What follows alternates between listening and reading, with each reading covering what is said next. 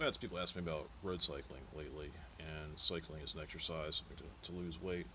I think the deal with cycling, and the reason I got into it, is it's very low impact, so you can do an enormous amount of training volume, especially compared to other disciplines. Like, it's not uncommon for me to get over 200 miles a week. I've hit 1,000 miles in a month before.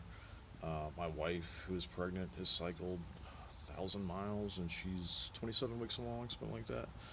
So, unlike a lot of your other activities like running, hiking, stuff that's higher impact, it's possible to really go out there and just do a lot of it. 5 hours a week on a bike is pretty easy to do. 10 plus. I mean, if you're managing your time right and you're in relatively good shape, 10 hours plus is quite doable. Um, I would say that compared to other forms of exercise, there are a few things to keep in mind, though. First of all, there's a huge upfront cost. Bikes are not cheap. You're looking about $500 to $1,000.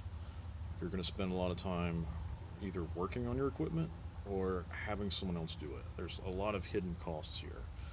Uh, if you're like me and most people that get into cycling and become passionate about it, you're going to start accruing tools, parts, spending time learning how to actually do your own work.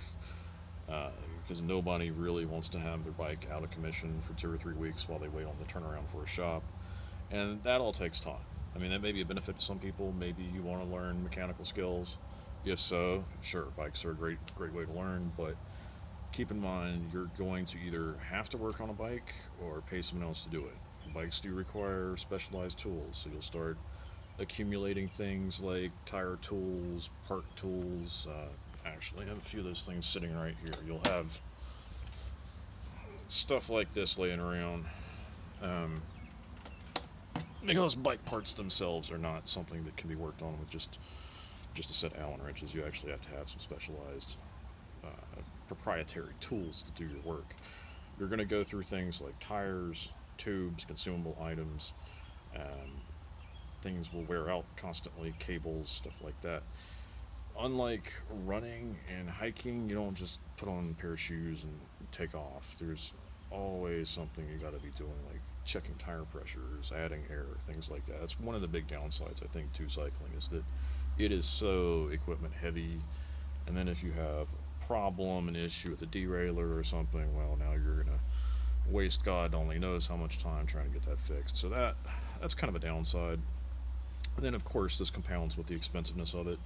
Because if you get bitten by the bug, and a lot of people do, if you're watching this video, you're probably at least halfway there. Once you start riding, you're gonna want to ride more, and you're gonna want to start thinking about how you can go faster. So you're gonna start buying things like better wheels, better tires, etc. And next thing you know, a hobby that costed you $500 to get into is now $2,000 or $3,000 deep. So kind of keep that in mind too.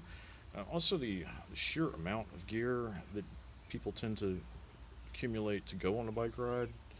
When to someone like me who's been doing it for a while, I don't even think about it. But if you actually stop and really contemplate how much stuff the average road cyclist puts on, like sunglasses, helmets, clip-on shoes, specialized socks, bibs, bike jersey, bike computer, GPS, Garmin, it adds up quick. It's a lot of stuff. It's a lot of gear. I mean, getting ready to go on a bike ride can end up taking 15, 20 minutes or longer, depending on how much of this stuff you're putting on. So it quickly becomes a not so casual exercise, it becomes a very serious exercise. But yeah, I think it does have a lot of advantages over other disciplines, notably being the training volume. You can accrue it. That's good if you're trying to do something like just burn calories, just lose weight. Because unlike running, you'll find it pretty easy to just push that training volume higher and higher and higher and just consume a lot of calories without actually becoming too sore to go out there and exercise.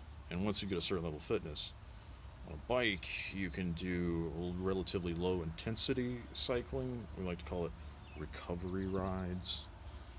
Recovery rides also a really good excuse for when you get your ass kicked, saying that you're just on a recovery ride, so it doesn't count. But yeah, recovery rides, you can basically do those at an unlimited rate.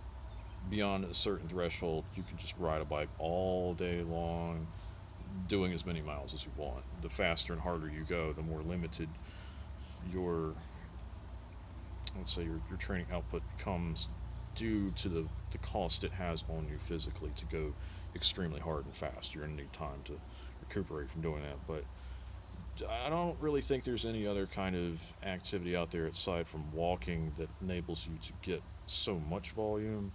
And like I said, it can be very, very crucial if you're just trying to lose weight.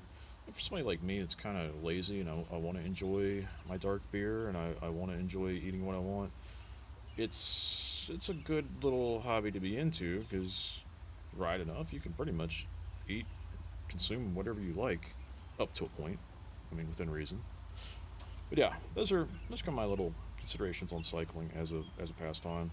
Uh, like like I said, to reiterate, get lots of training volume, lose a lot of weight, really spend a lot of time out there exercising. Negative side, you're going to find yourself spending a lot of money on equipment and probably more time than you anticipated on maintaining that equipment. But yeah, that's about all.